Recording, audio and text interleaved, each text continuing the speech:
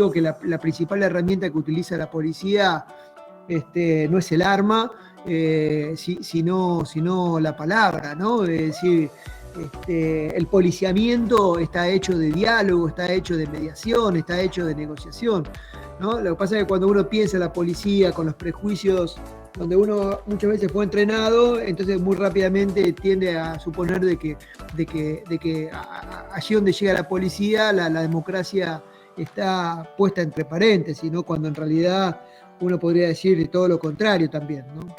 Pero bueno, lo cierto, más allá de eso, lo cierto es que de alguna manera hablar de la democratización policial es algo que no deja de hacernos ruido, ¿no?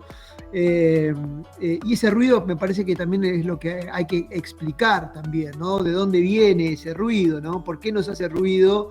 Nos sigue haciendo ruido después de casi 40 años de democracia, ¿no? Que pensemos en la democracia. O sea, ¿por qué habiendo pasado 40 años todavía seguimos hablando de la democratización policial? ¿Por qué la democratización policial sigue siendo una tarea pendiente? Lo primero que hay que decir es que ese ruido también es legítimo, ¿no? Vamos a decir también eso, ¿no? Porque también el ruido es la expresión de la desconfianza que nos inspira también muchas veces las policías, ¿no? Es decir, esa desconfianza también es entendible porque es una desconfianza que tiene una historia, ¿no? Y gran parte de esa historia es a pesar también de las propias policías, porque con cada golpe militar, cívico-militar, las policías fueron intervenidas y de a poco asociadas a determinadas prácticas que no les eran propias, ¿no? Por lo menos esa es una de las tesis, una de las viejas tesis que alguna vez una cientista como Alejandra Vallespir en La policía que supimos conseguir planteaba, ¿no? Pero digo, me pregunto por qué las fuerzas militares no producen hoy en día la misma desconfianza también, ¿no? Que sí inspiran las policías. Tal vez porque las fuerzas militares, porque sobre las fuerzas militares no sabemos absolutamente nada hoy en día, ¿no?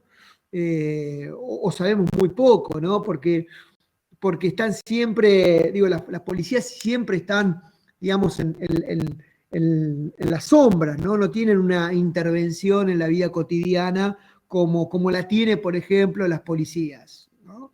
Que están expuestas todo el tiempo. También, a lo mejor también puede ser porque también hoy en día los militares, no sé, no hay ningún militar que provenga de la última dictadura, ¿no?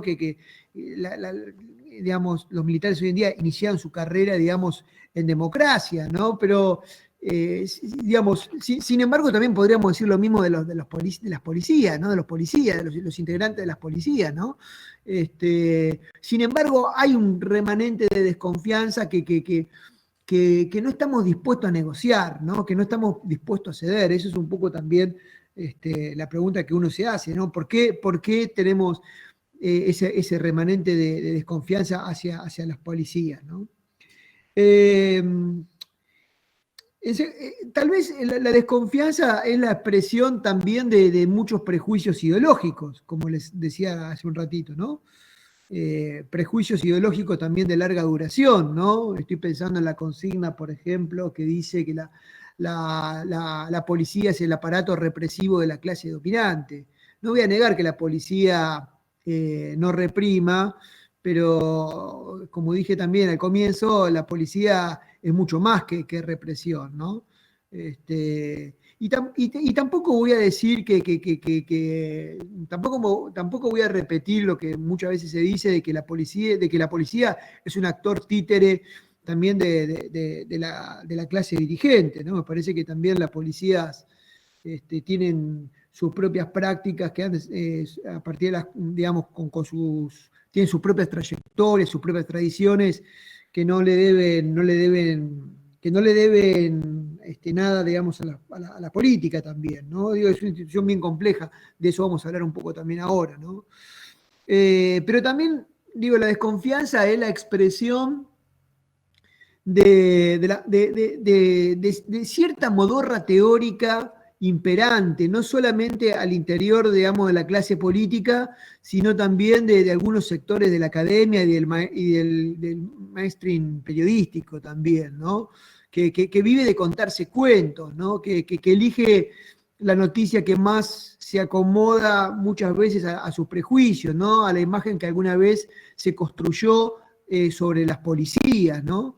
Eh, a veces pienso que las palabras que usamos para nombrar los problemas que queremos analizar terminan también poniendo las cosas en un lugar donde no se encuentran, ¿no? Terminan poniendo las discusiones en callejones sin salida, ¿no? Es decir, y sabemos que cuando eso sucede corremos el riesgo de sacar conclusiones equivocadas, ¿no?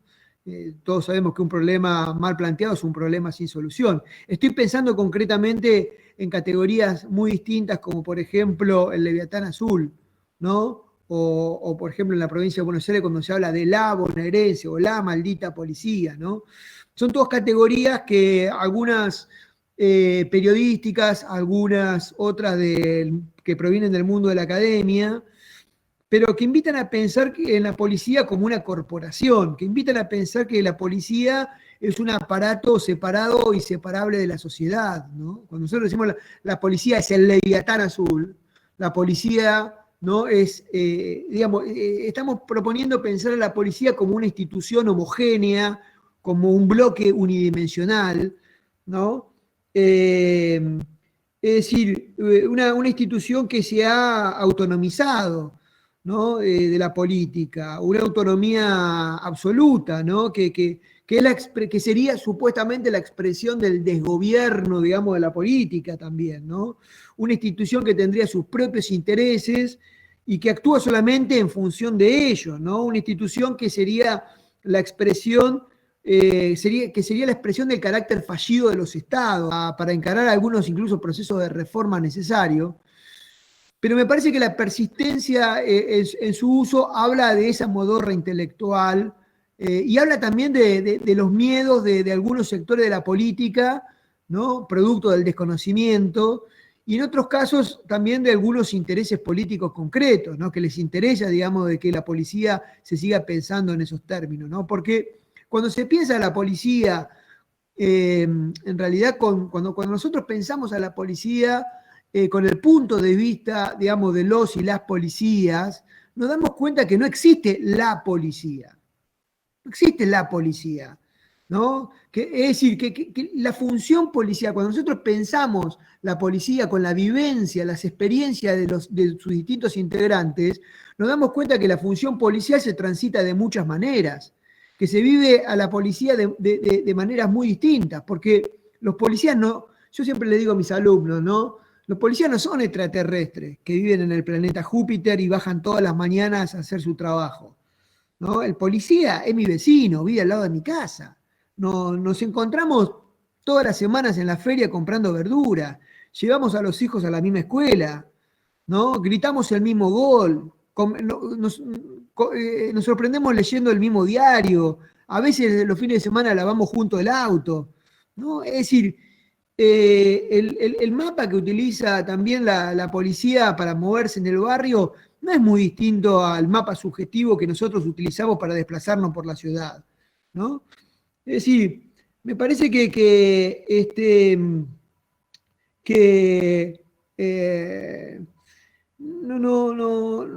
no existe una subcultura policial, lo que no implica que no exista, no exista una cultura policial, pero digo que es decir que la policía no tenga su propia cultura, como la tiene, por ejemplo, los panaderos, o como lo tienen los taxistas, o como lo tienen los profesores universitarios, o los abogados, pero nadie dice que los panaderos son una subcultura.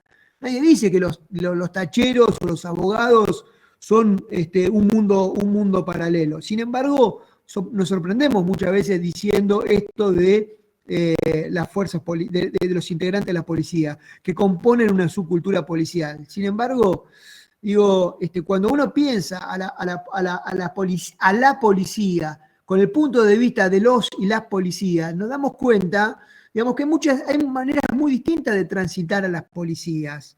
que los trayectos no son iguales. Y como dice un amigo, otro colega, Tomás Bober, digo, cuando uno piensa la policía con el punto de vista de los propios policías, se dan cuenta que la policía es una institución multiforme, ¿sí? Es una institución muy heterogénea, ¿no? Que no es un bloque unidimensional. Lo que pasa es que, claro, al pensar a la policía a través de esta categoría, cuando decimos la policía o decimos el Leviatán Azul, este tipo de categoría, esta manera de nombrar a los policías, invita a pensar que estamos frente a un aparato, ¿no? Frente a una institución homogénea. Pero cuando uno, digamos, cuando la pensamos, ¿no? Con las investigaciones que se han hecho en los últimos 10 años en Argentina, con las investigaciones de Agustina Guolini, de Tomás Bober, de José Garriga Zucal, ¿no? Del equipo de Sabina Frederick, etcétera, etcétera, rápidamente uno se da cuenta que no existe la policía, que en realidad hay muchas maneras de vivir la policía, hay muchas formas de transitar, digamos, a la policía, digamos, transitar, digamos, la función policial. Es decir, que la policía es, y además, porque lo que hay que tener en cuenta es que el policía, como puede ser el abogado, como puede ser el panadero o el tachero, es un actor plural. O sea, el policía no es solamente policía. El policía, además de ser policía, el policía, además de trabajar de policía, es hincha de Rosario Central, o de Newell, o de Colón, es hincha de River o de Boca, es padre de familia, o es hermano, o es hijo, o es miembro de una cooperadora de la escuela, o es militante de Cambiemos, o kirchnerista, qué sé yo. El policía son muchas cosas, ¿no? Es decir, y me parece que es muy importante reponer la pluralidad en estos actores para comprender los tráficos, los tráficos culturales que existen al interior de la institución. Es decir, para entender que la policía no es una institución separada y separable de la sociedad. Para entender que el policía justamente no es un extraterrestre que vive en otro planeta, sino para comprender que el policía es un actor muy próximo, digamos, a todos nosotros. Dicho esto, me gustaría, digamos, vuelvo al tema, ¿no? Que era la democratización policial. Que efectivamente se trata de una tarea pendiente, la democratización, ¿no? Sin lugar a dudas, estamos ante una institución muy poco democrática. Y cuando digo muy poco democrática, no estoy pensando en los policías, sino en la institución. Es una institución muy poco democrática, lo que no significa que los policías sean muy poco democráticos, porque como le dije al comienzo también, cuando uno piensa en la policía a través del policiamiento, cuando uno piensa a los policías a través de las prácticas que llevan a cabo, se dan cuenta que esas prácticas no están hechas solamente de hostigamiento, sino que están hechas también de diálogos, están hechas también de mediaciones, que es la materia prima también de las democracias, ¿no? Que están hechas, digamos, es la materia prima también de la política también, ¿no? Es decir, hay que reponer la dimensión política también que tienen las policías para comprender de que la policía no es solamente fuerza o no es solamente violencia. Pero tal vez el carácter antidemocrático de la policía como institución sea también una herencia de larga duración que tiene que ver, ya le decía al comienzo también, con las intervenciones que padeció después de con cada golpe militar. Digamos, con los criterios que muchas veces los generales del ejército promovieron hacia esas instituciones. Y además, tengamos en cuenta que muchas de las policías que tenemos en Argentina fueron creadas por militares, ¿no? Por ex generales del ejército a imagen y semejanza. Por eso tenemos una institución hipercentralizada, muy jerarquizada, ¿no? Con un doble escalafón, ¿no? Que reproduce las desigualdades sociales también al interior de las propias instituciones también, ¿no? cuando hablamos de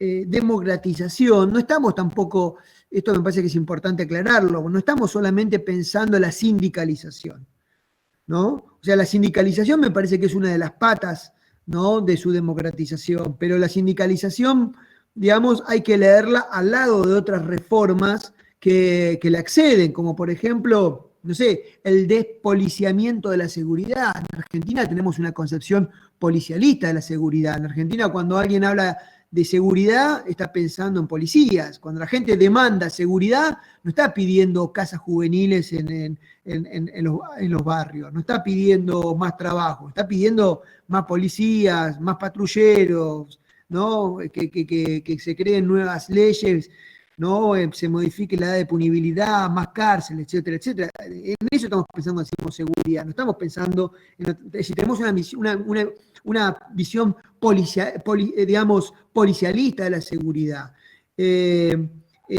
Digo, cuando hablamos también, digo, la sindicalización hay que leerla también al lado de un cambio de paradigma. Me parece que tenemos que salir, digamos, de la seguridad pública e ir hacia un paradigma de seguridad ciudadana, ¿no? Es decir, la seguridad pública sigue haciendo pivot arriba de la idea de orden, ¿no? Y propone una policía que está para cuidarle la espalda al funcionario de turno, ¿no? Sí, me parece que, en cambio, la seguridad democrática propone una policía que no está para cuidar los intereses de la política de turno, sino que está para cuidar a los ciudadanos en el ejercicio de sus derechos, ¿no? Me parece que esa también la sindicalización hay que leerla al lado de la participación de la ciudadanía organizada, no los vecinos sueltos, sino hay que participar a los ciudadanos que se organizan a través de distintas organizaciones en la discusión sobre la seguridad, qué seguridad queremos, qué seguridad necesitamos, que no es un tema que incumbe solamente, digamos, al staff político que está a cargo, digamos, de la gestión, que me parece que hay que participar a los ciudadanos organizados en la discusión sobre la seguridad que queremos, que necesitamos, y participarlos también a la ciudadanía organizada también en las tareas de control, ¿no? Es decir, que formen parte también de los controles externos, ¿no? Y en cuanto a la policía, se trata también por ejemplo, de construir el imaginario de la familia policial, ¿no? Es decir, de desarmar ese mito de la policía como vocación, ¿no? Que transforma muchas veces a la función policial en una misión, en un mandato casi divino, ¿no? Digamos, que propone que la policía se viva como una suerte de hermandad también, ¿no? Digo, me parece que para descorporativizar a veces a las policías hay que dejar de postularla a la función como una suerte de poder moral. Lo que no significa, digamos, que tampoco que haya que renegar de insumos morales que aportan identidad, pero se trata justamente de que los policías tampoco vivan de contarse cuentos, porque de hecho también, y lo hemos visto en las últimas casi 2 décadas en Argentina, muchos de los policías que se han fichado, anotado para ser policías, no lo han hecho como una estrategia de pertenencia, porque tienen sangre azul en la familia, ¿no? Para tallar una identidad que los prestigie en la comunidad, sino que lo han hecho como una estrategia de sobrevivencia, porque encontraban en la policía la oportunidad de resolver problemas materiales, porque eran jóvenes que andaban pendulando de una changa en otra changa, y que encontraban que encontraban en la policía la oportunidad de tener un trabajo estable, con todo lo que eso significa en la Argentina tener un trabajo estable. Es decir, tener un salario más o menos digno, tener reconocimiento de la antigüedad, vacaciones pagas, aguinaldo, obra social, acceso al crédito de consumo, ni más ni menos. Es decir, no sé, digamos, no es algo menor, sobre todo cuando se tienen 20 años, sobre todo cuando se tienen 25 años, ¿no? Es decir, y uno quiere proyectar una familia, uno quiere proyectar, digamos, quiere proyectar su vida hacia adelante, ¿no? Entonces, digo, me parece que en ese contexto, si no, en un contexto de flexibilización laboral, ¿no? De precarización del empleo, bueno, nada, la policía se presenta, digamos, como la oportunidad de agregarle estabilidad a una biografía y de construir un proyecto también familiar, ¿no? Entonces, digo, uno llega a la policía no demandándole una identidad, sino que llega a la policía como eso, como una estrategia de sobrevivencia, antes como una estrategia de pertenencia, y por eso también muchas veces ya no, el discurso de la policía como vocación no cuaja, ¿no? En las generaciones más jóvenes, no les contiene también, ¿no? Y me parece que gran parte de esto también tiene que ver en las últimas protestas, ¿no? Ahora vamos a decir algo sobre eso, ¿no? Eh, Me parece que también cuando hablamos de la democratización policial estamos pensando en una profesionalización, ¿no? Hablar de una profesionalización policial que implica ir hacia una capacitación desenlatada, ¿no? En externados, es decir, que los policías puedan venir a estudiar a la universidad pública junto con los abogados, junto con los sociólogos, trabajadores sociales, que cursen mismas materias, ¿no? Es decir, que el policía no tenga una preparación al margen de las otras profesiones, ¿no? Que las otras profesiones. Me parece que tiene que ver también con la derogación también del Estado policial, que los mantiene muchas veces a los policías en funciones las 24 horas, los 365 días del año, ¿no? O sea, se dan cuenta que la sindicalización es solamente una parte del problema. Incluso diría más, la sindicalización no es la única manera de institucionalizar una representación. Y acá me gustaría decir varias cosas, ¿no? Respecto de este punto, porque primero, cuando hablamos de la sindicalización, lo que hay que decir es que el hecho de que hoy en día no existan sindicatos policiales no significa que los policías no hayan desarrollado alguna forma de organización, ¿no?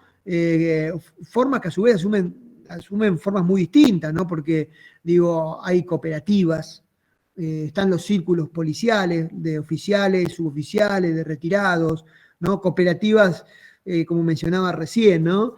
Eh,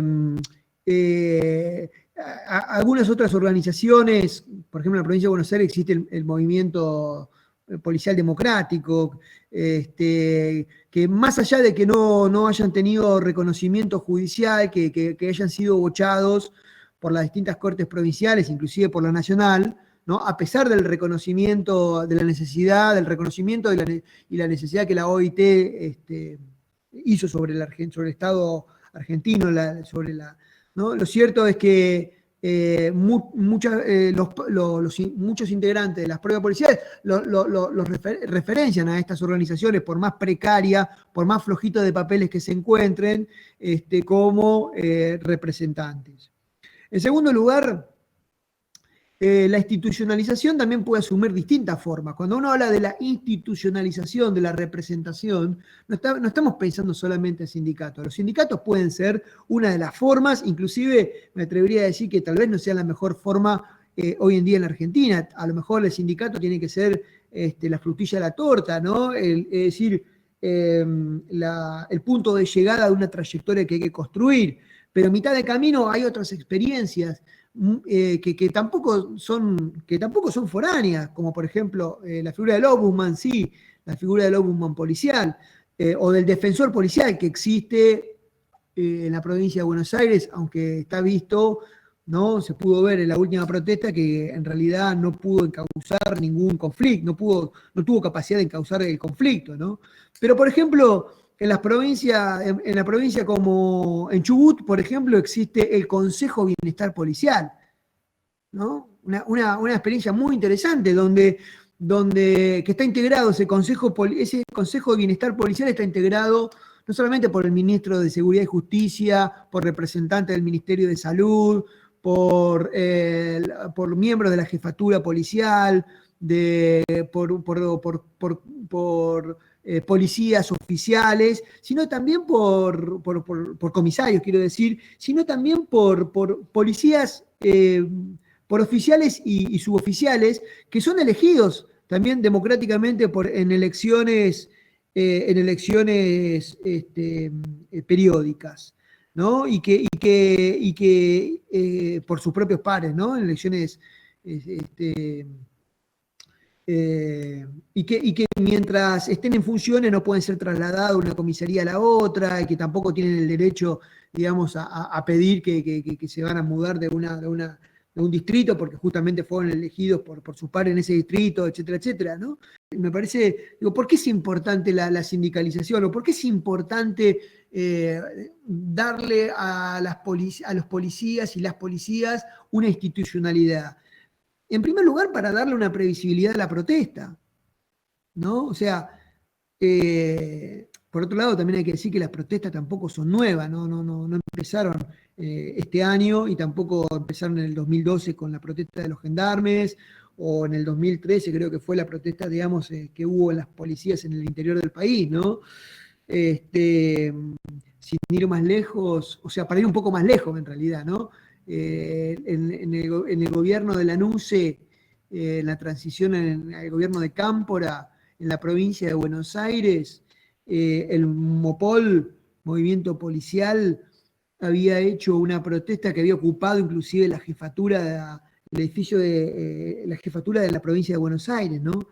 Y fueron una protesta que fue organizada por comisarios generales muy importantes, que inclusive, digo, la protesta después sus referentes fueron no solamente apartados de las fuerzas, sino que conocieron la prisión. De hecho, la famosa amnistía de Cámpora, cuando llega al gobierno, no solamente salieron los referentes de organizaciones armadas, revolucionarias, sino que también estos referentes policiales que habían protagonizado la protesta policial, que había merecido el apoyo del movimiento estudiantil en La Plata, en la Universidad de La Plata, inclusive también la JP y Montoneros había apoyado esa protesta policial,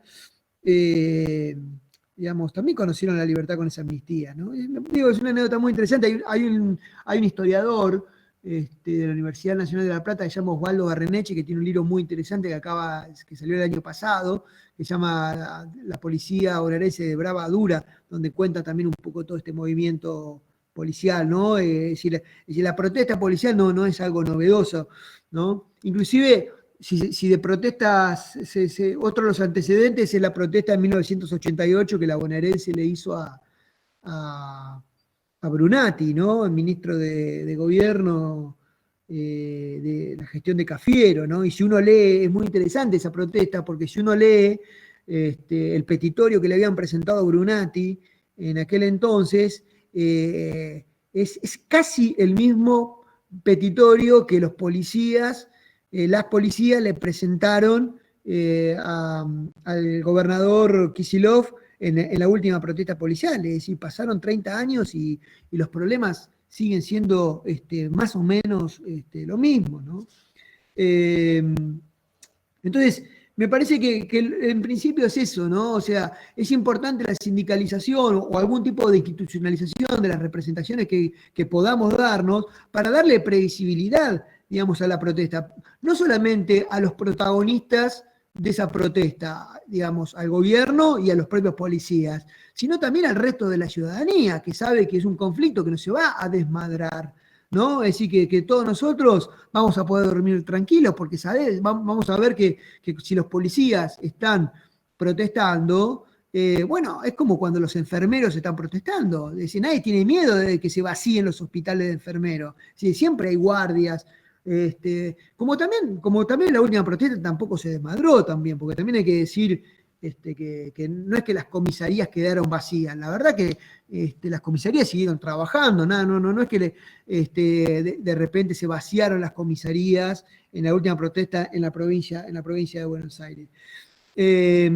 el tema de la huelga es un tema para discutirlo también, ¿no? O sea, en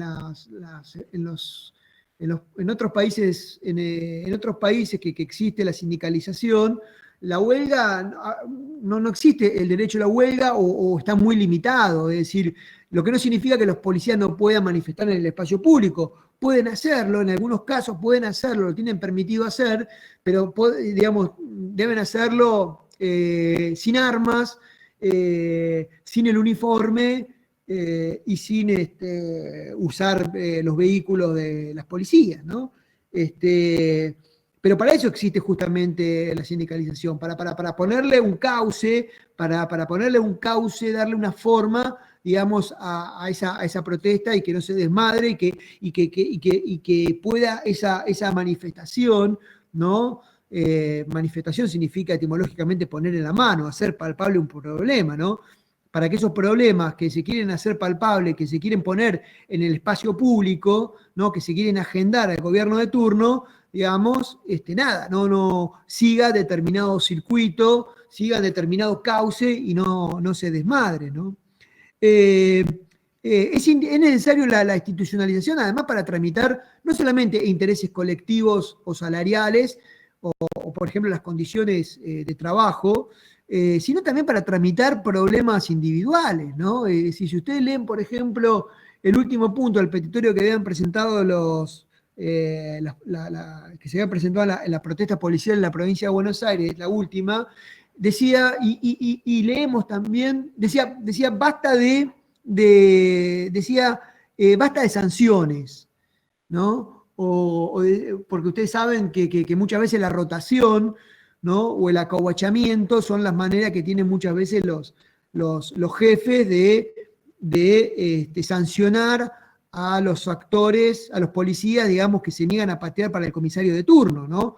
Había en el preámbulo del petitorio que presentaron los policías y las policías decía lo siguiente: queremos trabajar para los ciudadanos y no para el jefe de turno. Mirá qué frase interesante, ¿no? Queremos trabajar para los ciudadanos y no para el jefe de turno. Es decir, ¿cómo hace hoy en día un policía que no quiere recaudar para la corona? Que no quiere salir a recaudar para el comisario que acaba de comprar la comisaría o la caminera. ¿Cómo hacemos? ¿Cómo hace el policía que no quiere ser partícipe, digamos, de la violencia que está presenciando? ¿Cómo hace el policía, digamos, que sabe que hay un pibe que lo están fajando en el fondo de la comisaría? ¿Cómo hace para desengancharse? ¿Cómo hace una mujer, digamos, policía, por ejemplo, para tramitar el acoso del que puede ser objeto por parte de sus pares varones hoy en día? Es decir, no tiene muy pocas herramientas hoy en día para presentar ese problema, para que se canalicen esas experiencias que ellos y ellas viven como problema. Entonces, me parece que digamos, que en la institucionalización de la representación no se juega solamente el salario o las condiciones de trabajo, sino que se juegan otras cosas más que tienen que ver con la violencia de género, que tienen que ver con la violencia policial, de las cuales uno no quiere ser partícipe también, porque si muchas veces, todos sabemos que a veces el espíritu de cuerpo que se fomenta con esta retórica de la familia policial, de la policía como vocación, es una manera de blindar el hostigamiento, es una manera de blindar muchas veces la violencia policial, porque como dicen algunos policías, ¿no? Los trapitos sucios se limpian en casa, ¿no? Si no pueden ventilarse, no pueden denunciarse. Es decir, si uno quiere romper muchas veces esos códigos de silencio que se imponen con la retórica de la policía como vocación, me parece que hay que darle alguna institucionalización a estas representaciones que hoy existen, ¿no? De allí también que las propias cúpulas policiales sean también, junto con las clases dirigentes, ¿sí? los actores que más se oponen a la sindicalización, ¿no? Digamos, porque de alguna manera también muchas veces esos códigos de silencio son los que blindan las regulaciones que las policías ensayan sobre determinadas economías ilegales o informales. Pero también es entendible también de que la propia política, ¿no? Los intendentes, por ejemplo, en la provincia de Buenos Aires, sean renuentes, miren con malos ojos la sindicalización, porque además, porque justamente estos intendentes, los dirigentes de la política que tenemos, quieren una policía que esté para cuidarle. Para cuidarle el territorio al intendente de turno, ¿no? Yo siempre les digo a mis alumnos, imaginen ustedes un partido político que tiene 100.000 militantes. Imaginen ustedes un partido político que tiene 100.000 militantes full time, ¿no? que militan para vos. 100.000 militantes que a su vez están distribuidos en unidades básicas o comité en todos los barrios de toda la provincia de Buenos Aires. Que esos 100.000 militantes full time rentados están además comunicados, ¿no? Y están armados. Es decir, olvídense, se llama policía bonaerense. No hay ningún partido político, ningún movimiento social hoy día en la provincia de Buenos Aires que tenga la estructura que tiene la policía bonaerense. Por eso los intendentes no quieren largar a la policía. Por eso los intendentes siguen pensando siguen pensando la seguridad a través de la policía, siguen pensando la seguridad en términos de orden público, porque quieren una policía que está para cuidarle las espaldas al intendente de turno. Es decir, que quieren una policía que esté para que le regule, digamos, el territorio. Que les resuelva, es decir, que quieren una policía que sea un resolvedor del problema del intendente de turno. Entonces, por eso también determinados sectores de la política, digamos, son renuentes, digamos, a que se sindicalice o se le agregue algún tipo de institucionalización a las representaciones que fueron construyendo las y los policías en estos años. Y además también es importante, siempre digo yo, la sindicalización o darle una institucionalización a la representación para poner en crisis la violencia policial, ¿no? Porque a mis alumnos siempre también les digo, ¿no? Para que la policía te pegue tranquila, la policía necesita del bullying, de que le hagamos bullying, que demonicemos a la policía, que la presentemos como un demonio, como un leviatán, como un monstruo, es decir, como un aparato separado y separable. Para que el policía te pegue sin culpa necesita una distancia social, ¿no? Y me parece que nosotros tenemos que allanar esa distancia. No tenemos que hacerle bullying a la policía. Así como no nos gusta que la policía nos estigmatice, tampoco nosotros tenemos que estigmatizar a la policía. Porque si nosotros queremos encontrar en la policía un interlocutor para resolver algunos problemas en tanto ciudadano, entonces me parece que, necesitamos pensar a la policía como un actor próximo, y si nosotros le hacemos bullying a la policía, la demonizamos, estamos recreando esa distancia que muchos funcionarios policiales les interesa, digamos, que exista para cubrirse también las espaldas en sus regulaciones, ¿no? Y termino con esto, porque ya me extendí bastante, disculpame Andrés. Si nosotros queremos una seguridad democrática, hay que democratizar a la policía, y eso implica tres cosas, me parece. En primer lugar, devolverle el estatus de ciudadano al policía, ¿no? O sea, el policía, antes de ser un policía, es un ciudadano, ¿sí? Es un ciudadano, no es un extraterrestre, es un ciudadano y que tiene, como cualquier ciudadano, todos los derechos que tenemos todos nosotros que estamos acá en este espacio reunidos hoy. Devolverle, en segundo lugar, el estatus de trabajador, ¿no? Con todos los derechos, ¿no? Entre ellos, el derecho a la protesta, que es el primer derecho justamente. El derecho a la protesta es el derecho a tener derechos, como decía Hannah Arendt, ¿no? Es decir, ¿por qué el derecho a la protesta es el derecho a tener derechos? Porque es el derecho que llama a los otros derechos. Si yo no puedo decir yo existo, tengo este problema, digamos, difícilmente puedo hacer valer todos los otros derechos que la Constitución a mí me garantiza, ¿no? Entonces me parece que es muy importante devolverle no solamente el estatus de ciudadano, sino digamos, el estatus de trabajador al policía. Es decir, el policía, antes de ser policía, digamos, antes de ser un servidor público como puede ser el maestro, como puede ser el enfermero, el médico, el recolector de residuos, ¿no? Que me parece uno de los servidores públicos más importantes. No imagino la vida en la gran ciudad sin un recolector de residuos. Si hay un servidor público, el recolector de residuos me parece que está en primer lugar. Digo, el policía, además de ser un servidor público, ¿sí? Como pueden ser otros actores, es un laburante.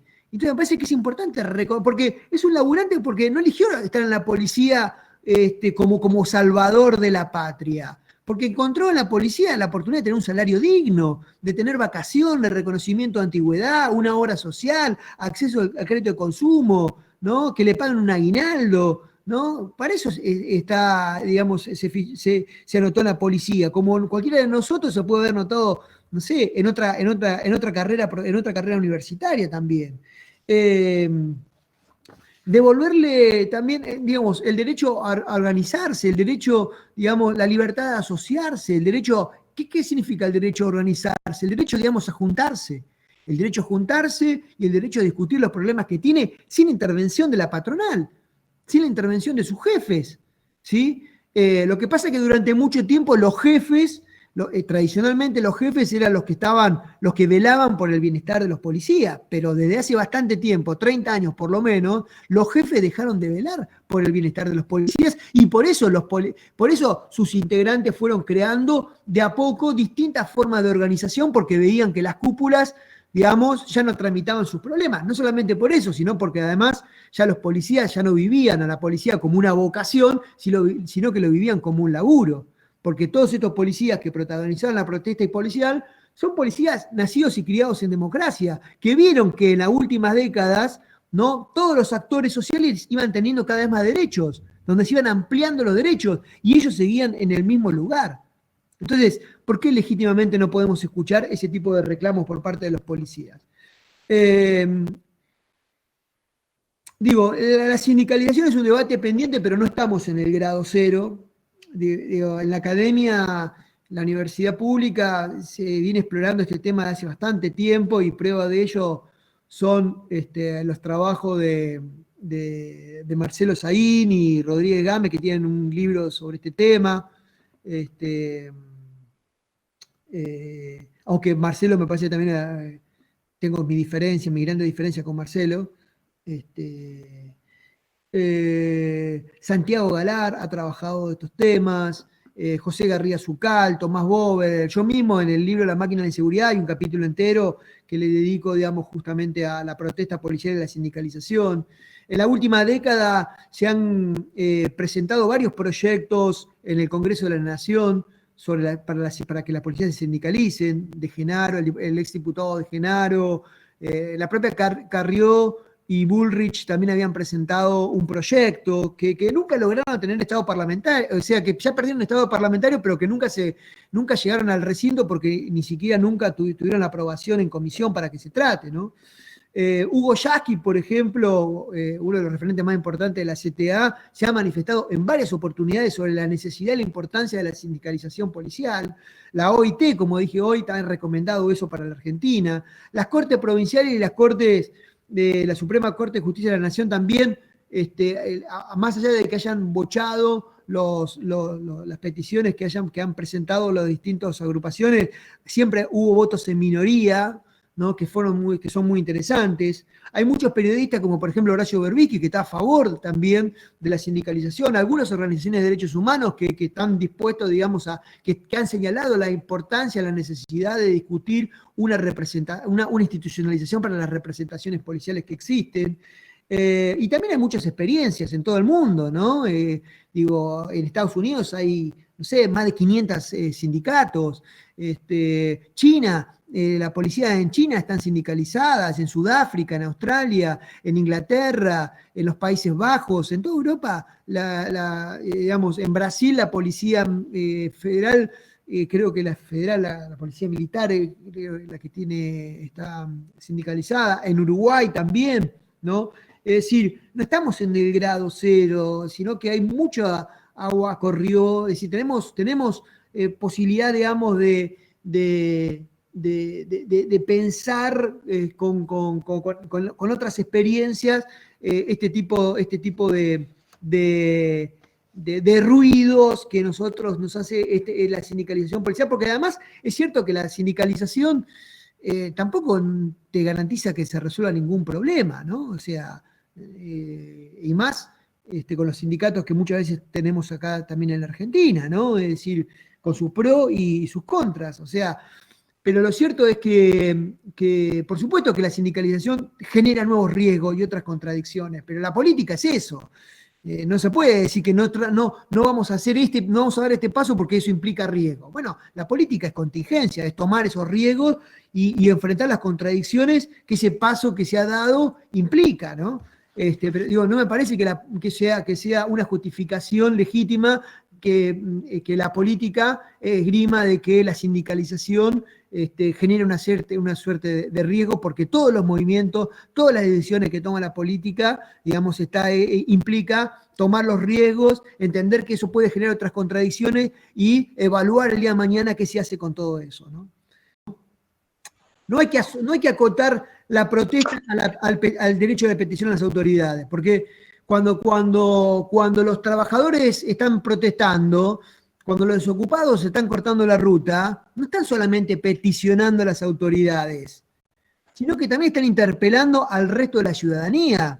En una democracia, como decía Clemenceau, ese viejo político en la Francia de principios del siglo XX, en una democracia, mi problema es también tu problema. O sea, si yo estoy desocupado, no es mi problema con el funcionario de turno, sino que también es tu problema, Andrés. Es tu problema, digamos, Marcelo. ¿Se entiende, Leandro? También es tu problema porque, digamos, en una democracia de lo que se trata es de discutir y decidir entre todos y todas cómo queremos vivir todos y todas. No es un problema mío, yo tengo trabajo, entonces no, arreglate la voz con el funcionario. No, en una democracia, digamos, si yo tengo un problema, también tiene que ser tu problema. Entonces, cuando yo estoy protestando, yo estoy interpelando no solamente al funcionario, sino al resto de la ciudadanía. Porque la democracia es un debate hecho con muchos debates. El debate no empieza y termina en el Consejo Deliberante. El debate no empieza ni termina en la Cámara de Diputados de la provincia o en el Congreso de la Nación. Esos debates necesarios que se dan en el Congreso de la Nación, en el recinto en las legislaturas provinciales o en los consejos deliberantes, son la síntesis de discusiones que nos vamos dando todos los días cotidianamente en el pasillo de la universidad, en el kiosco de la esquina, cuando nos subimos a un taxi, etcétera, etcétera, en una reunión familiar. Entonces, digo, me parece que cuando un policía o cuando un desocupado o cuando un trabajador está protestando, está agendando. Es decir, cuando el movimiento de mujeres hace una marcha, está a un movimiento, justamente le llamamos movimiento, porque tiene la capacidad de mover, ¿no? Por eso le llamamos movimiento y no le llamamos estancamiento. Hablamos de movimiento de mujeres porque justamente es una organización, digamos, que tuvo la capacidad de mover a la sociedad, que nos amarreó, que nos puso montones de temas arriba de la mesa, y no nos podemos hacer los varones los boludos hoy en día, ¿no? No solamente los varones, sino también las mujeres, ¿no? Digo, pero no nos podemos hacernos los distraídos, es decir, nos interpeló. No interpeló solamente el movimiento de mujeres, no está interpelando solamente al funcionariado, está interpelando a toda la sociedad. Y los policías, cuando están protestando, también están interpelando, digamos, al resto, digamos, de la ciudadanía. Esteban, ahora abrimos a partir de ahora, si quieren hacer reflexiones, pensar en voz alta, algunas preguntas. Hay una diversidad acá de público que me parece que podrían aportar una mirada de sus lugares muy particulares. Yo no sé si hay empleados policiales, integrantes de la Fuerza de Seguridad, estaría muy bueno escucharlos. Hablamos de ellos permanentemente, pero desde una ajenidad. Pero también hay académicos que investigan la cuestión policial, que indagan en los estudios sociales de la policía, pero también hay mucha gente de territorio. Acá hay muchos militantes nuestros y trabajadores del Estado que habitan los territorios y obviamente pueden leer estas puntas que vos tirás. a partir de las prácticas cotidianas, de los diálogos cotidianos que tienen cuando se sientan en el club del barrio, en la biblioteca, o hablan con el comisario, o hablan con el suboficial. Estaría muy bueno, digamos, que puedan aportar algo. Y Nahuel, en primer lugar, creo que tiene una preguntita para hacer. Sí, Andrés, muchas gracias. Quería decirlo oralmente porque se iba a hacer un poco largo si lo escribía. Muchísimas gracias, Esteban, por la exposición. La verdad que es un tema por demás interpelante, ¿no? Un planteo muy interesante. Personalmente quería consultarte por, digamos, casi el eje de tu exposición, digamos, el término de sindicalización de la policía. Me generaba reflexión pensar en tal como está hoy el sindicalismo argentino, ¿no? Las muestras que nos da permanentemente de ciertas prácticas que uno por ahí ve que exceden a la organización laboral y a la organización de los trabajadores y tienen mucho que ver muchas veces con la coerción y la patrimonialización por ahí de la representación que tienen sus dirigentes, y esto me generaba la inquietud de si llevado al campo policial en una situación de por ahí de un sindicalismo que le falta muchísimo madurar, no sería un tema delicado en este campo. Digo, por esto que digo, ¿no? Por algunas prácticas que estén un poco viciadas. Y en segundo punto, Esteban, preguntarte si crees que los gobiernos tienen que aplicar estrategias un poco más innovadoras en la forma de liderar o de gobernar, si se quiere, la policía. Digamos, pensaba en el verticalismo, digamos, de la organización policial, y también pensaba en si los gobiernos no tienen que empezar a aplicar estas prácticas de organización, de vínculo con la fuerza policial desde otro lado, no tan vertical, sino aportando diálogos, instrumentos, digamos, que le permitan a la policía tener otro tipo de relación con los gobiernos y que no sea solamente la de cumplir órdenes, y tampoco caer en figuras que, a mi juicio, por ahí están caricaturizadas, como Bernie y Saín, que más por preocuparse de gobernar o de dirigir, por ahí tienden a emparejarse con las fuerzas, bajar al barro, diría yo, y querer asimilarse o dar la imagen de que están en el barro, que están en el territorio, que se emparejan con sus fuerzas policiales, y la verdad que sigue siendo el mismo esquema de subalternos, órdenes, y no veo que la lógica, digamos, de gobierno de las fuerzas policiales cambie para bien. Así que esas dos cuestiones es la misma cuestión. Está buenísimo lo que está diciendo. No voy a hablar de Marcelo Saguín porque las veces que he hablado de Marcelo Saguín después me ponen en un audio de WhatsApp y se los manda a los comisarios de Rosario, de Santa Fe, que no tienen la más puta idea de quién carajo es Esteban Rodríguez, pero bueno, me escracha ahí, y eso que es un colega, ¿no? Trabajamos en la misma universidad y bueno, no sé cómo va a seguir nuestro, pero bueno, nada, no quiero hablar no quiero personalizar, pero lo que vos señalás, Nahuel, me parece, Nahuel, ¿no? Me parece muy importante, porque vos pensás de que, por eso es muy importante, Sabina Frederick me parece una funcionaria muy interesante, ¿no? Ella siempre dice, yo parto de la confianza. O sea, no se puede encarar un proyecto de reforma policial sin confianza. Es decir, me parece que las reformas que se han hecho en Argentina, reformas provinciales o nacionales, han partido de la desconfianza, que significa, digamos, de que vos te vas a enterar en el diario del lunes en qué consiste la reforma que vamos a hacer. Entonces vos, policía, que sos uno de los destinatarios de esa reforma, vos no fuiste inconsulto. Es decir, me parece que se trata a los policías como si fueran unos pelotudos que no tienen ni idea de nada. Y en realidad, la policía, digamos, me parece que son son dueños de saberes, de habilidades y destrezas que obviamente yo, profesor universitario, no tengo la más mínima idea. Que obviamente un panadero no tiene la más mínima idea, pero como yo tampoco sé hacer pan, ¿no? Es decir, me parece que si uno va a hacer un proyecto de reforma de las panaderías, lo primero que va a hacer es preguntarle al panadero cómo se hace el pan, cómo se trabaja en la panadería. Me parece que muchas veces las reformas que se hacen, ¿no? A las policías están hechas, son reformas sin consultas, son reformas que se hacen sin tener en cuenta el punto de vista de los propios policías, que muchas veces en esas reformas policiales los policías no son tenidos en cuenta. Y me parece que, digamos, una reforma, cualquier tipo de reforma, tiene que empezar por ahí, tiene que empezar por el diálogo, ¿no? Porque lo que pasa es que hay algunos funcionarios que por su formación académica, ¿no? Los politólogos o los abogados, que son muy normativistas, creen que unas instituciones se modifican cambiando la ley, cambiando la Carta Orgánica de la Policía.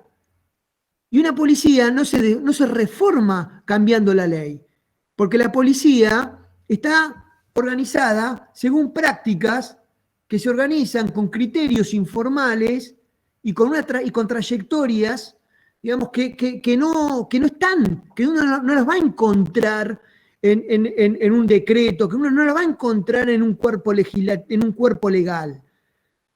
Ahora, eso uno tiene que tenerlo en cuenta, ¿no? O sea, no se puede empezar por por la desconfianza, no se puede empezar por un fuck you, ¿no? Yo siempre digo un poco esto, siempre lo digo a propósito digo, ¿cómo puede ser que haya un periodismo en Argentina que haya hecho del fuck you que se haya transformado en un logotipo, ¿no? O sea, no se puede un diálogo no puede empezar diciéndole, ustedes son una mierda, no tienen ni idea de nada.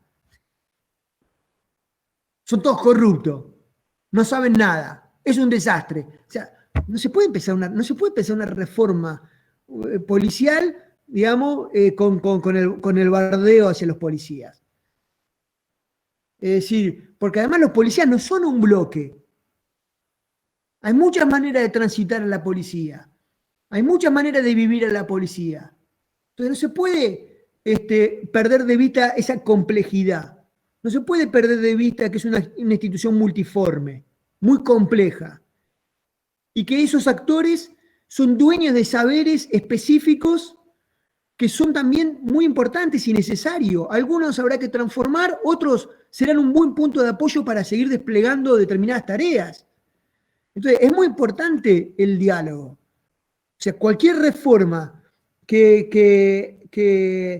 esto que vos señalás, Nahuel, me parece muy, muy importante. Me parece que si vos querés democratizar a las policías, bueno, no podés decirle, bueno, todos son unos boludos, no saben nada, yo soy el único tipo que sé, acá tengo mis credenciales académicas, y entonces vengan acá, ¿no? A sentarse, ¿no? Ahí tenemos un problema, ¿no? Efectivamente yo comparto esas críticas que vos estás señalando también, ¿no? Comparto esa desconfianza de encarar proyectos de reforma que naufragan justamente por eso. Ese proyecto van a naufragar por eso. Y si vos no podés encarar un proyecto de reforma que necesita un acuerdo político, es decir, un diálogo político, y diciéndole al resto de la oposición, son todos unos pelotudos que no tienen ni idea de nada. Bueno, porque vos decís, este tipo está re loco. ¿A dónde vas a llegar con eso? Pero bueno, no sé. Y no estoy hablando de Santa Fe, aunque pudiera estar hablando de Santa Fe. No sé. Estoy hablando estoy hablando de Marte. Y después, respecto a lo primero que decía, respecto al sindicalismo argentino, tiene que ver con esto que dije al final, Nahuel. O sea, sí, efectivamente, por supuesto que los sindicatos en la Argentina tal vez pueden que no te gusten y sean muy poco democráticos, pero a lo mejor justamente puede ser la oportunidad, aunque no es el caso de todos los sindicatos, pero puede ser la oportunidad justamente de pensar un sindicalismo más democrático, donde no haya una central única, donde no haya un sindicato único, donde se permitan, digamos, que los policías puedan tener distintos sindicatos también. ¿Por qué no? Como existen en otros países en el mundo. Y en ese sentido sería muy distinto a lo que sucede, digo, ¿se entiende? Digo, podemos darnos también esa discusión. Bien, Esteban. Gracias, Nahuel, por la pregunta. Vamos con una pregunta de Leandro González, presidente del Consejo Municipal de la Ciudad de Santa Fe, y luego con un comentario, pregunta que hace también Ricardo Gavi desde Lima, Perú, estudiante de la maestría en Criminología de la UNL. Gracias, Leandro. dale. Gracias, Andrés, gracias, Esteban, por las reflexiones. Creo que uno de los déficits que tenemos es que no discutimos de estos temas y que siempre da la impresión de que nada se puede hacer. Y la continuidad democrática en Argentina no ha puesto, por lo menos al tope de la agenda, cómo reformar. Coincido con vos, quizás participativamente, habrá que ver cómo es esa participación, de qué manera se puede anclar esa participación de las policías, como también de alguna forma vos lo estás reflejando, no la policía estructurada con una sola lógica, sino con una pluralidad seguramente interna y con diferencias internas como hay en cualquier tipo de organización, pero de qué manera se pueden trazar reformas. Lo concreto es que la impresión que hasta ahora desde la política, lo primero que tenemos que hacer es tener autocrítica y decir no le hemos encontrado la vuelta del 83 esta parte a llevar adelante una policía que pueda dar respuesta y que esté a la par del vecino, del ciudadano, tratando de atacar las consecuencias por ahí que surgen de las desigualdades sociales, que muchas veces se transmiten en una complejidad de hechos delictivos o de economía del delito que van avanzando en nuestra sociedad y que muchas veces parece que estamos muy atrás del Estado para poder resolver esas situaciones. Y si a eso le sumamos que por ahí no le hemos encontrado la vuelta a las crisis recurrentes que tenemos económicas, sociales, de deslegitimación de todo lo que es el Estado, los partidos políticos, creo que ese combo, cuando se dan reclamos como el del otro día, por ahí tienden a por lo menos que los que vemos de la política es ver cierta posibilidad de desestabilización por esa debilidad institucional que tiene Argentina en este tiempo. Creo que hay que tratar de ver cómo sumar fuerza de lo que más o menos desde un lugar podemos pensar relativamente parecido, sabiendo que no hay...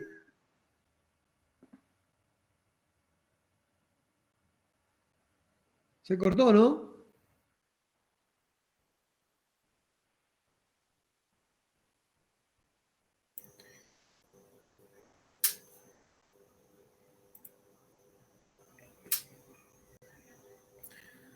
Sí. No, creo tratar de fortalecer esas miradas. ¿Se cortó por ahí en el medio? Sí, al final. Sí, decía, pero ¿cómo tratar de aunar esfuerzos desde el punto de vista de mayores capacidades? Porque a muchos se han creado muchos ministerios de seguridad, se han formado más capacidades de la política para intervenir, por lo menos. Desde el punto de vista académico también. De ver cómo aunar esfuerzos, tomar algunos buenos ejemplos. Y ahí sí, te pregunto si vos ves en este tiempo alguno, más allá de, creo que esto no es un problema ni del Frente Progresista acá, ni del justicialismo a nivel nacional, ni de Juntos por el Cambio, creo que es un problema de la democracia.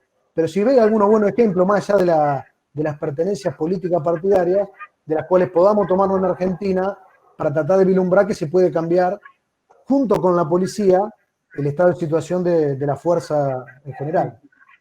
Sí.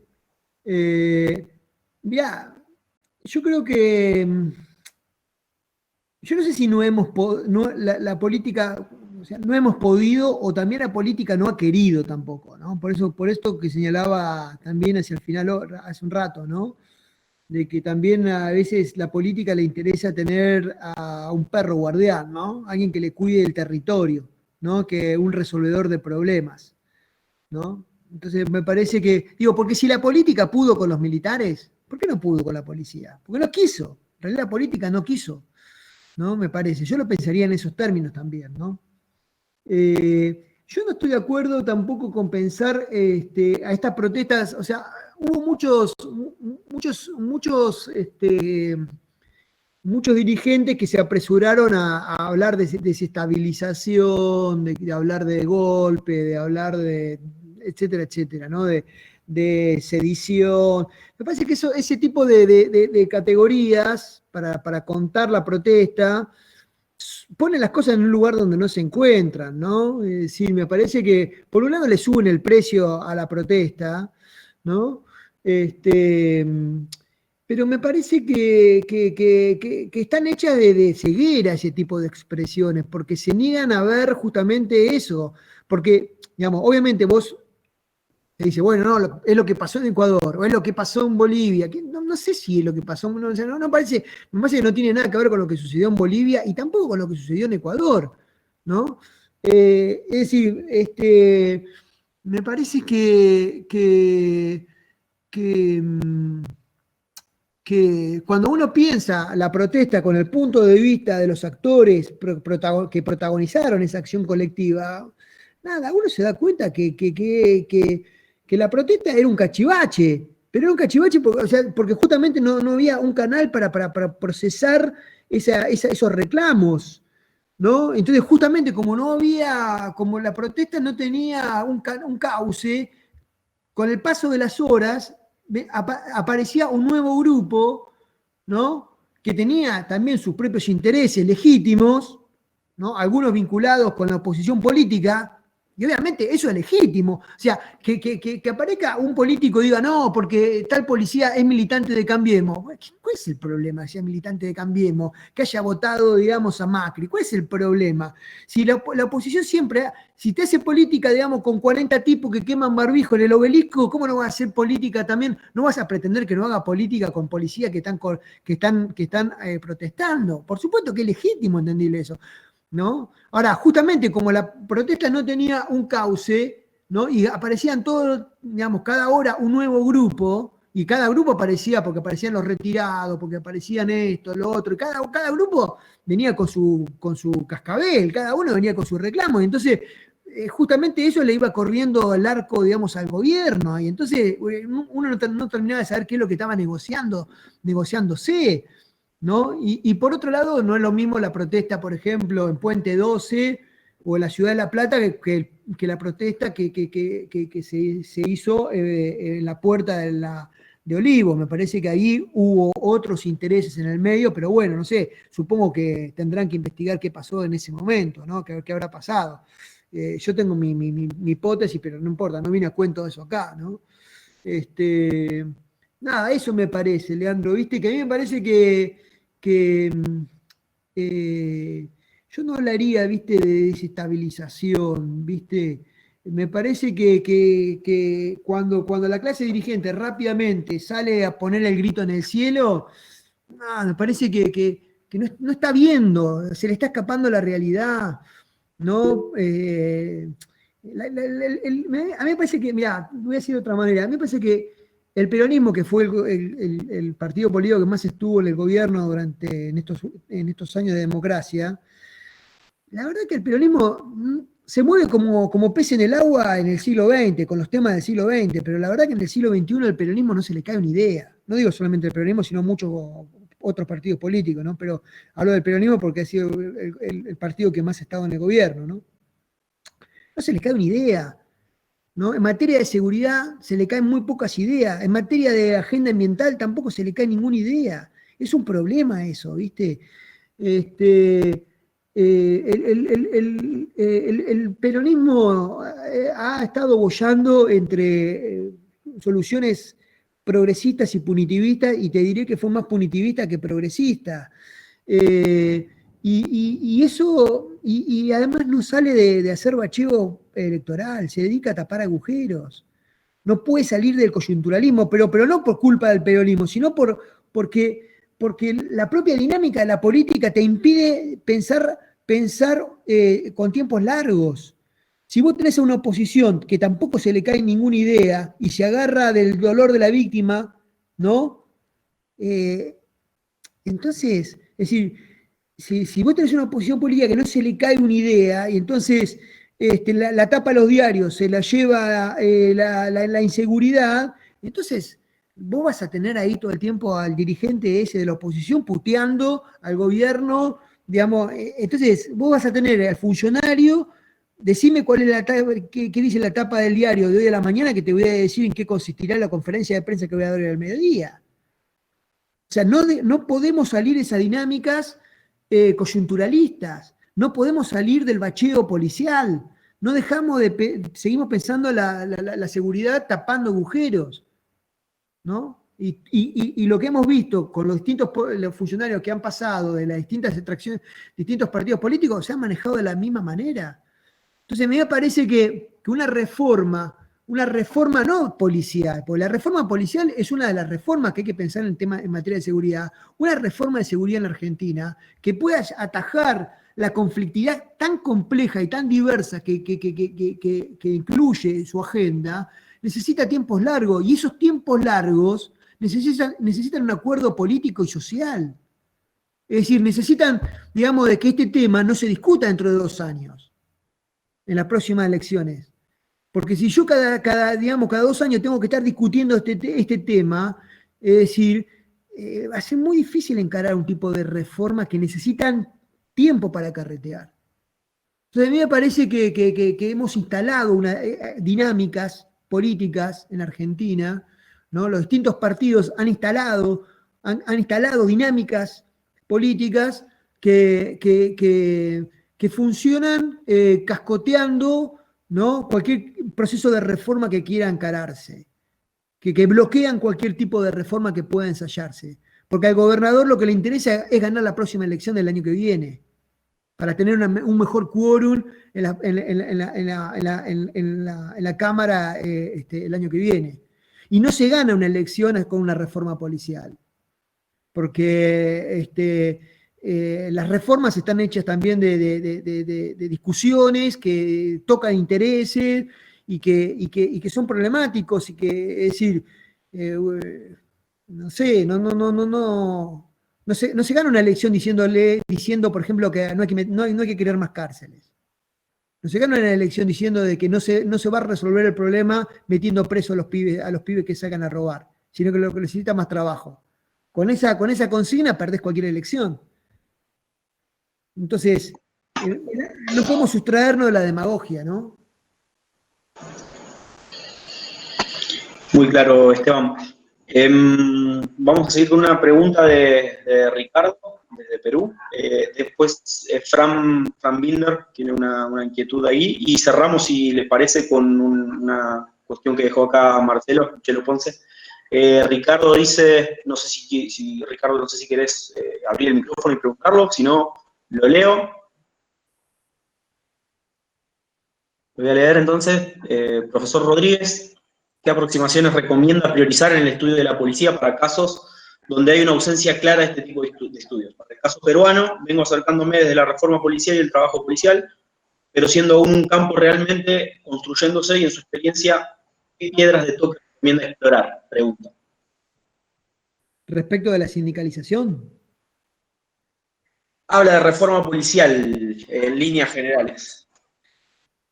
Bueno, no sé, hay muchas cosas que se pueden leer, muy distintas también, y me parece que uno no tiene que leer siempre lo que más le gusta, uno no tiene que enamorarse de sí mismo, ¿no? No tiene que ir en busca de la literatura que le diga qué grande que sos, ¿no? Cuánto valés, ¿no? Me parece que tenemos que pensar de manera ampliada, tenemos que pensar todo esto con experiencias distintas. Me parece que tenemos que justamente, en la década del 90 todos estos temas estábamos muy verdes, sabíamos muy poco sobre las policías, había muy pocas investigaciones que se habían hecho sobre la policía, pero hoy en día la verdad es que se han hecho muchas investigaciones, ¿no? Marcelo Zaguina ha hecho muchas investigaciones, pero bueno, El Leviatán Azul es un libro que se escribió hace más de 15 años, y después de Marcelo Zaguina aparecieron otras investigaciones que son también muy interesantes. Me parece que hay que leer El Leviatán Azul al lado de las otras investigaciones que se han hecho en Argentina. El equipo de Sabina Frederick, por ejemplo, que ella ha formado, dirigido en estos últimos 15 años, me parece que son investigaciones muy interesantes, igual que, no sé, por ejemplo, los equipos que está dirigiendo José Garriga Zucal, pero también hay investigaciones en la ciudad de Córdoba, Paul Hattasi, qué sé yo, el grupo de Natalia Bermúdez, de Valeria Plaza, en la provincia de Buenos Aires, Tomás Bober, Agustina Ugolini, Darío Meloto, en Rosario también está el grupo de Nicolás Barrera, Bianzotto también está. Hay muchos actores hay muchos en la universidad, son muchos los que han trabajado es decir, no estamos en el grado cero, sabemos mucho más, muchísimo más de lo que sabíamos en la década del 90 sobre la policía. Y me parece que hay que leer cualquier proceso de reforma, hay que leerla con esas investigaciones, porque, digo, son investigaciones que nos llevan a pensar con el punto de vista de los propios policías. Las últimas investigaciones que han hecho, sobre todo los equipos de antropología en Argentina, muy distintos, por cierto, ¿no? No sé, Mariana Sirimarco, Mariana Galvani, Sabrina Calandrón, Santiago Galar, bueno, Tomás Bober, como decía, Meloto, Barrera, Ríos, Eglea, etc. Y hay un largo, José García Zucal, y un largo, etcétera. Son todas investigaciones muy interesantes porque de alguna manera nos invitan a pensar la policía con el punto de vista de los propios policías.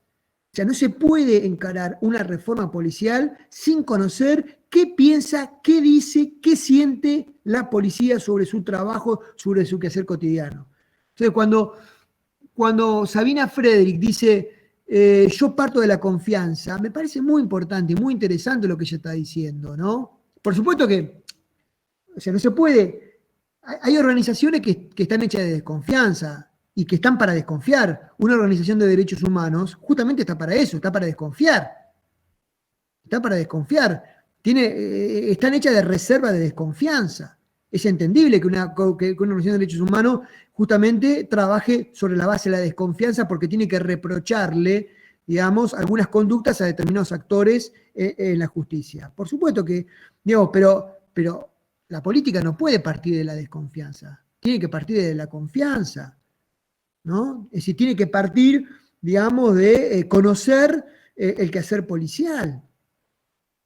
Entonces, eso nada, me parece que eso, digamos, bueno, en la provincia de Santa Fe, ustedes tienen, no sé, tienen la suerte de tener a Máximo Soso, por ejemplo, ¿no? O a Augusto Montero, digamos, que eso me parece referentes no solamente en Argentina. Máximo Soso es un referente a nivel mundial hoy en día en materia de seguridad. Es consultado, digamos, en distintas partes del mundo y invitado a dar clases, digamos, pero no en función de los libros que leyó, sino de las investigaciones que hizo y que dirigió. Entonces, digo, no se puede pensar sin las investigaciones de Soso hoy en día en la Argentina.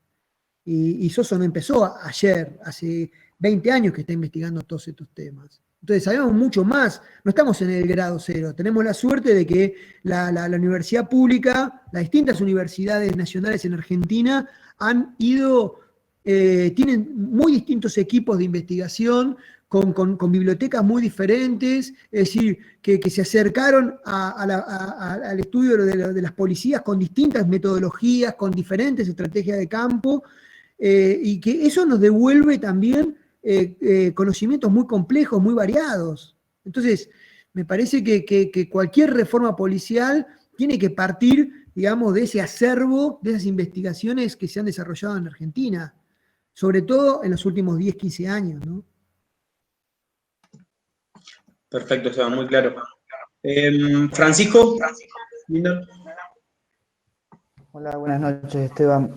Hola. Me quedé pensando en algo que mencionaste sobre la posibilidad o la idea de que la policía pueda profesionalizarse un poco más y que tenga una posibilidad de cursar cátedras de abogacía, de sociología, de trabajo social, de psicología. Uh-huh.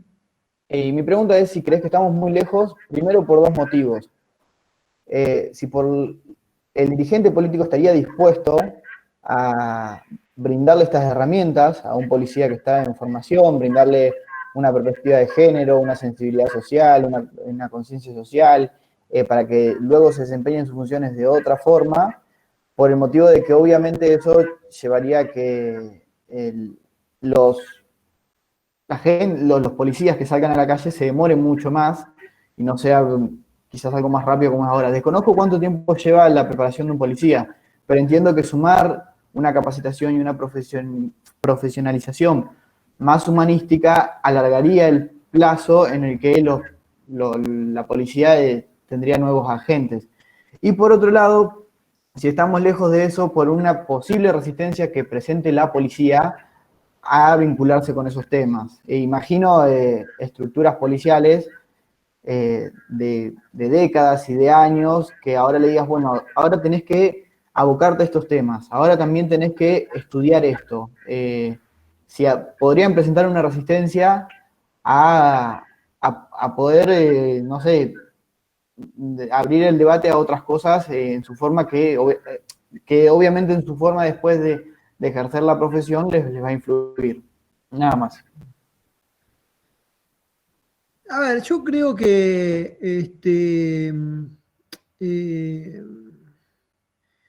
gran parte de las materias que cursan los policías en sus academias pueden tramitarlas también en las universidades públicas. Es interesante también y eso los profesionaliza también, pero eso también es importante para generar diálogos.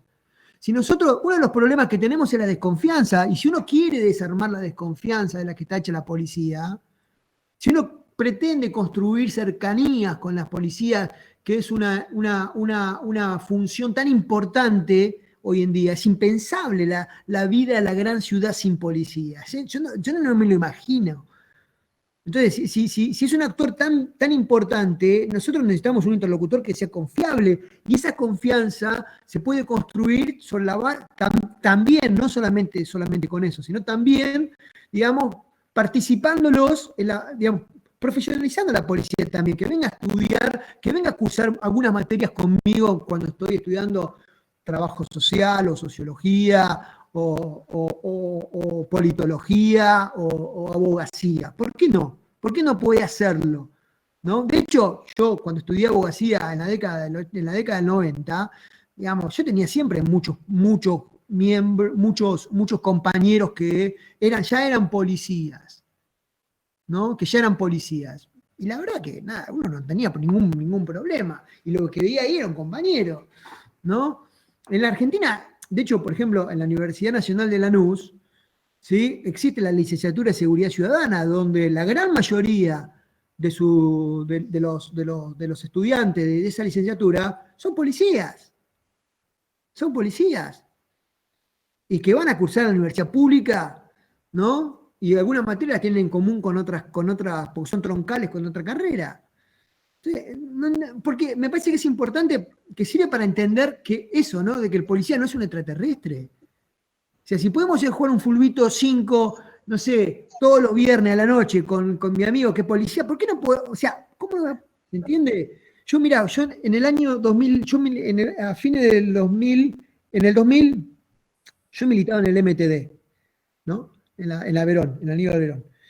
Y teníamos, me acuerdo que después de que la policía mató a Darío y Maxi en el puente Pueyrredón, en una asamblea nos enteramos de que en el barrio donde yo militaba había un pibe que se había anotado en la Bucetich y otro en la Gendarmería. Imagínate, hacía 3, 4 meses que habían matado digamos, a Darío y Maxi.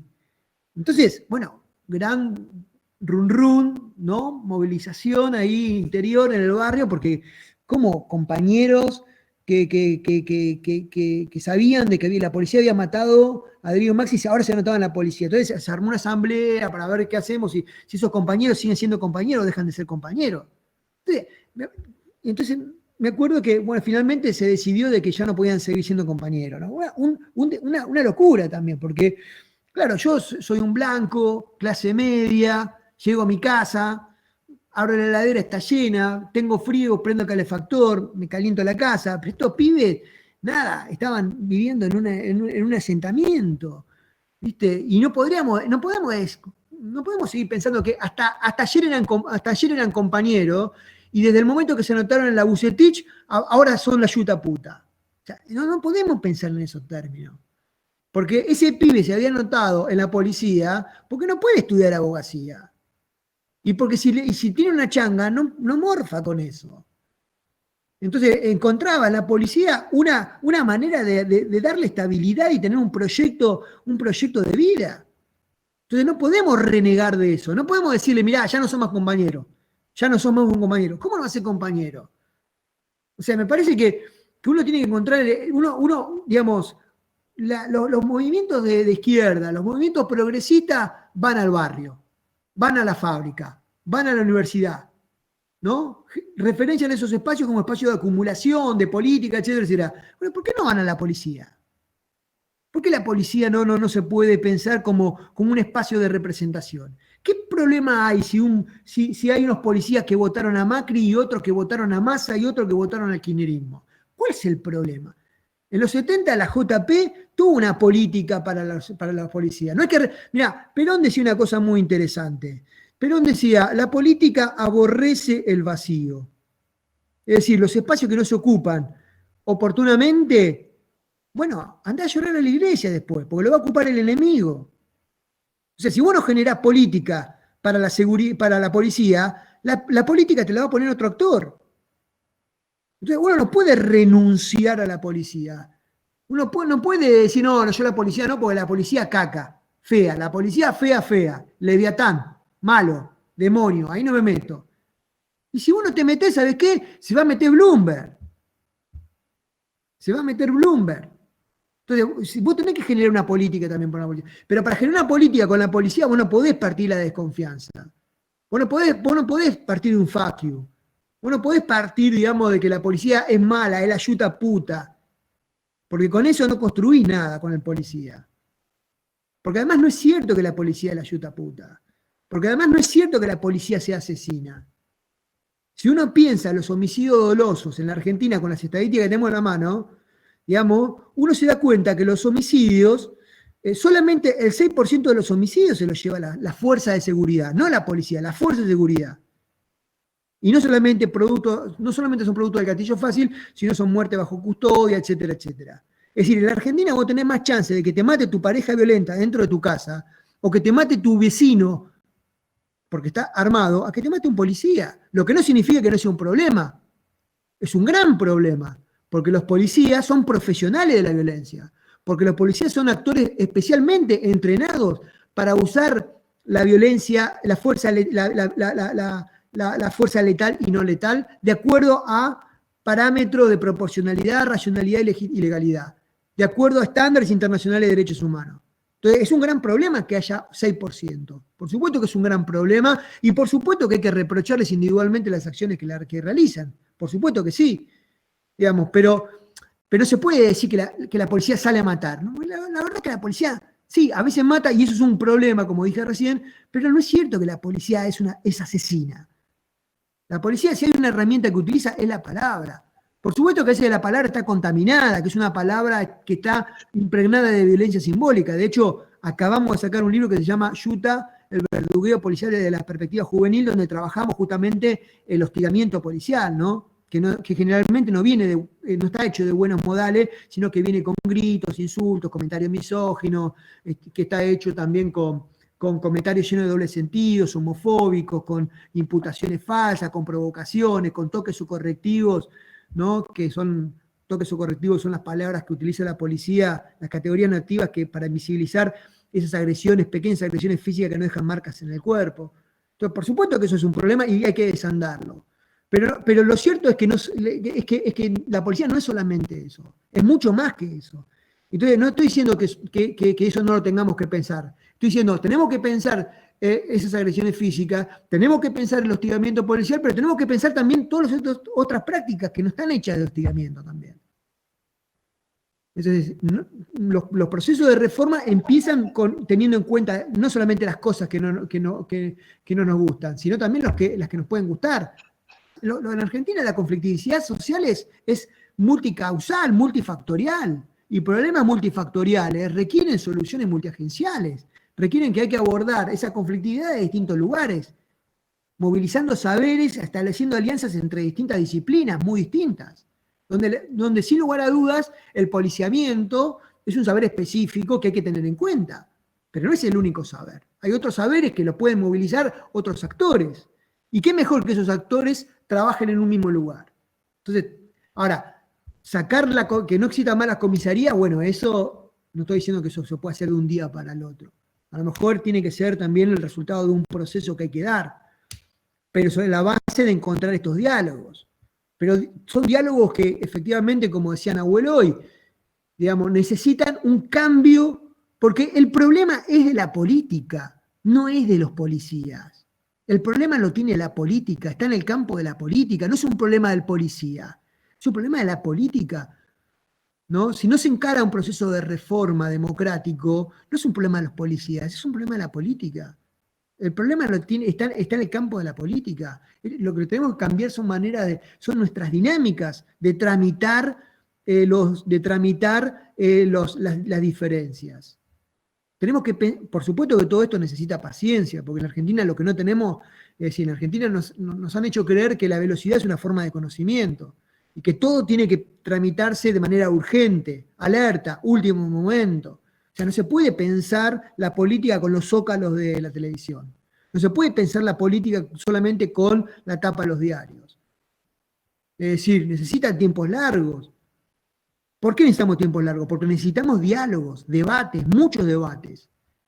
Y entonces eso implica que no podemos seguir haciendo política con la desgracia ajena. No podemos agarrarnos del dolor de la víctima y salir de gira con la víctima de turno, ¿no?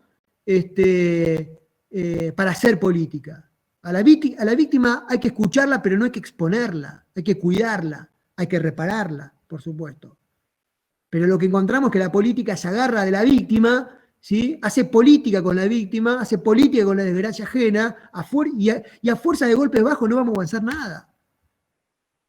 Entonces, los problemas, los conflictos que están dentro de la agenda de seguridad, cualquier conflicto necesita tiempos largos, porque necesita diálogos, y diálogos es paciencia, y lo que en la Argentina no tenemos últimamente es paciencia.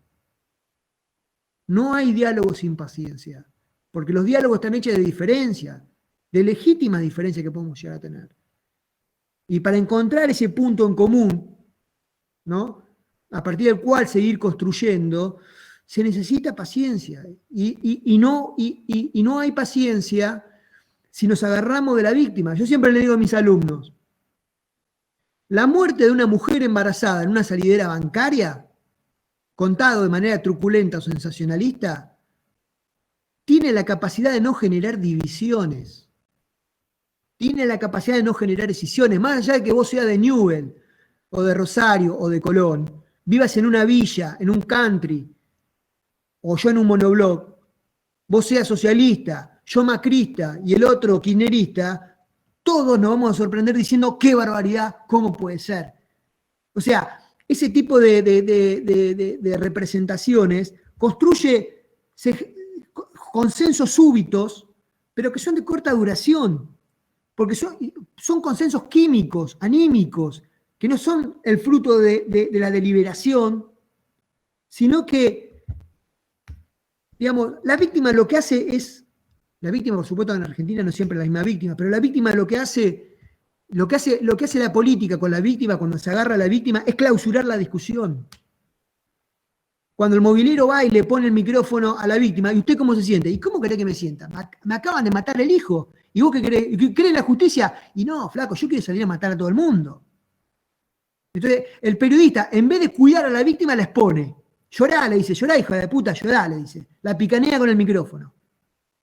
¿Sí? Entonces, claro, ¿vos qué vas a decir? No, no es tan así. No, la verdad que la yuta no es asesina, no es la policía no sale. Sí, a veces mata, como acaba de pasar recién al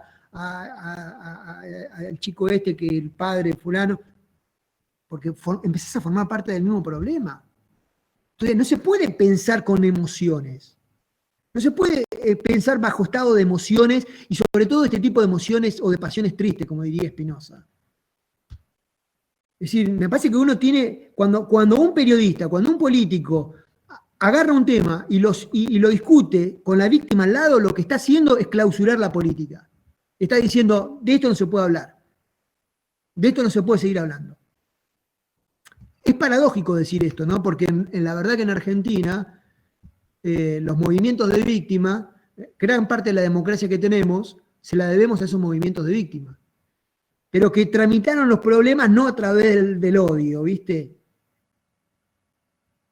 Ahora, me parece que la víctima no es siempre la misma víctima. Me parece que la víctima hoy en día, la víctima sobre todo de la inseguridad, la víctima que parió la inseguridad, es una que avivada por el periodismo, ¿no? Por estos victimólogos, es una víctima que está hecha a la medida de la política que tenemos, de estos políticos que no se le cae una idea, de estos políticos que están interesados en tener perros guardianes a su lado. De esta política, digamos, que lo que le interesa es bajarle la persiana a las discusiones. Entonces, digo, me parece que a la víctima no digo que no haya que escucharla, no digo que haya que mandarla al rincón como se la mandaba antes, a la víctima hay que escucharla, hay que repararla, pero no hay que exponerla. El hecho de que vos hayas perdido a tu hijo en manos de la policía no significa que vos tengas idea cómo labura la policía. El hecho de que vos hayas perdido tu hijo porque lo mató un pibe chorro no significa que tengas idea sobre la conflictividad social asociada a jóvenes. No significa, no tiene ni idea de nada. O sea, una cosa no quita la otra.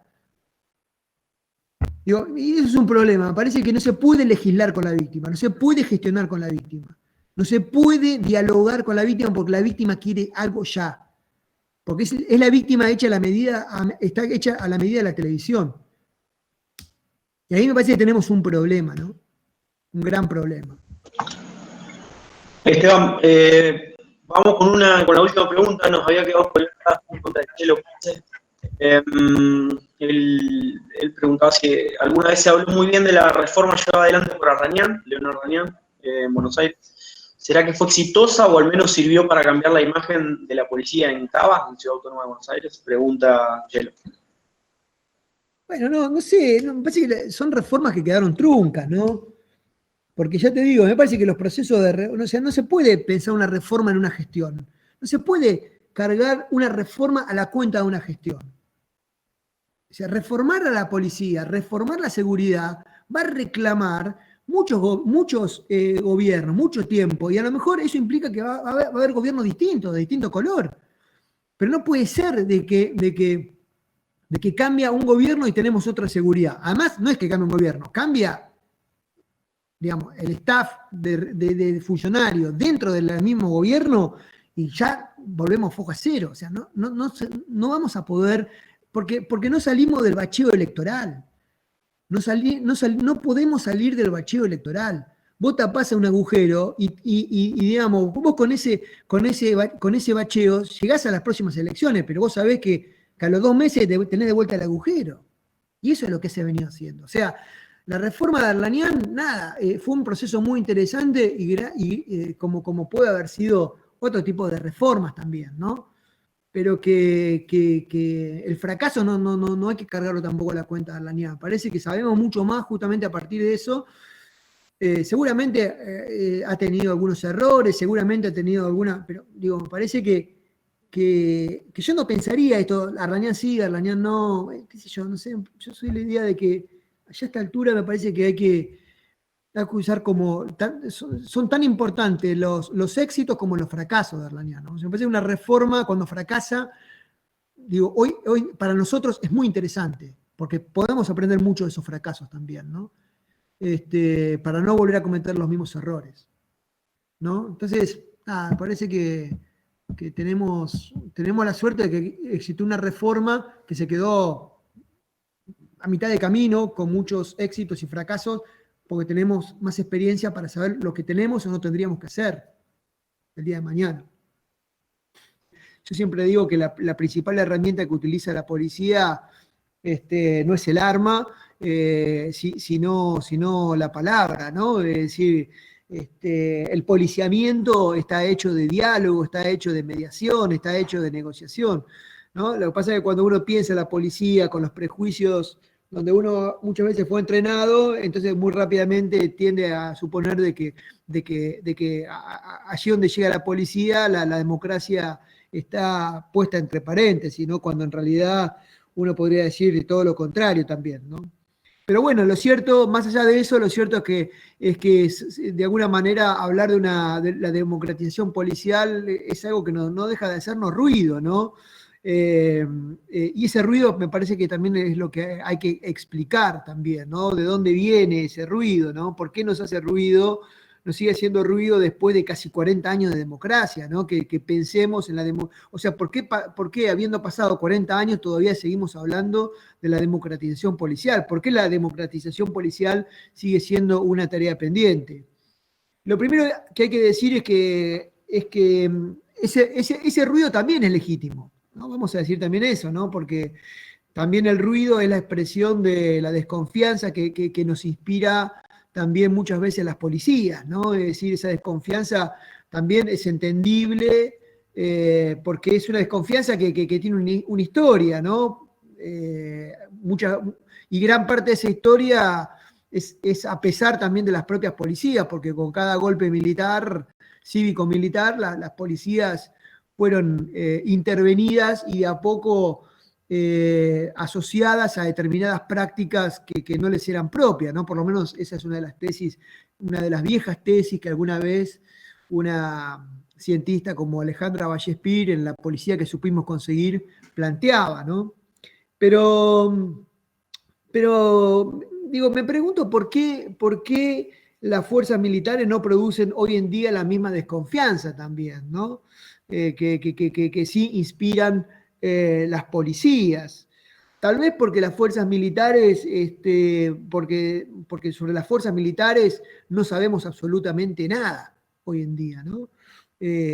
O sabemos muy poco, ¿no? Porque están siempre, digo, las policías siempre están, digamos, en las sombras, ¿no? No tienen una intervención en la vida cotidiana como la tiene, por ejemplo, las policías, ¿no?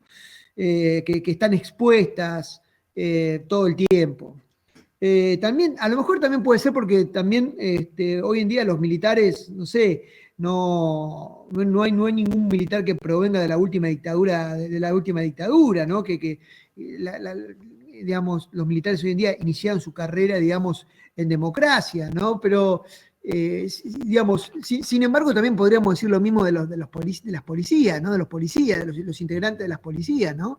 Sin embargo, hay un remanente de desconfianza que no estamos dispuestos a negociar, ¿no? Que no estamos dispuestos a ceder. Eso es un poco también la pregunta que uno se hace, ¿no? ¿Por qué tenemos ese remanente de desconfianza hacia las policías, ¿no?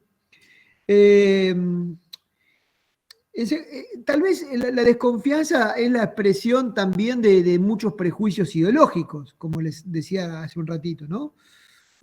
Prejuicios ideológicos también de larga duración, ¿no? Estoy pensando en la consigna, por ejemplo, que dice que la policía es el aparato represivo de la clase dominante. No voy a negar que la policía no reprima, pero como dije también al comienzo, la policía es mucho más que represión, ¿no? Y tampoco voy a decir tampoco voy a repetir lo que muchas veces se dice de que la policía es un actor títere también de la clase dirigente, ¿no? Me parece que también las policías tienen sus propias prácticas que a partir de digamos, tienen sus propias trayectorias, sus propias tradiciones que no le deben nada, digamos, a la política también, ¿no? Digo, es una institución bien compleja, de eso vamos a hablar un poco también ahora, ¿no? Pero también, digo, la desconfianza es la expresión de cierta modorra teórica imperante, no solamente al interior, digamos, de la clase política, sino también de algunos sectores de la academia y del mainstream periodístico también, ¿no? Que vive de contarse cuentos, ¿no? Que elige la noticia que más se acomoda muchas veces a sus prejuicios, ¿no? A la imagen que alguna vez se construyó sobre las policías, ¿no? A veces pienso que las palabras que usamos para nombrar los problemas que queremos analizar terminan también poniendo las cosas en un lugar donde no se encuentran, ¿no? Terminan poniendo las discusiones en callejones sin salida, ¿no? Es decir, y sabemos que cuando eso sucede corremos el riesgo de sacar conclusiones equivocadas, ¿no?